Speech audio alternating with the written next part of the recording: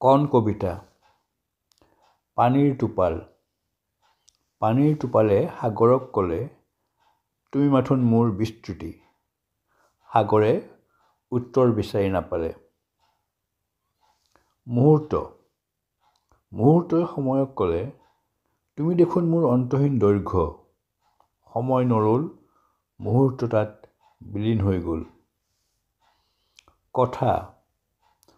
ধনীয়ে কথাক ক'লে, মই নোহোৱাকৈ তুমি নোহোৱা। মৌনতাক ধনীয়ে পাহৰিলে। শূন্য। শূন্যত সকলো অন্তৰ্হিত, কিন্তু শূন্য ভৰপূৰ নিজৰ দ্বাৰাই। সময়। সময়ৰ গতি এডাল কাঁড়, সেই কাঁড়ে যেন লক্ষ্য নাপায়, নহ'লে ই নিজকে ধ্বংস কৰিব।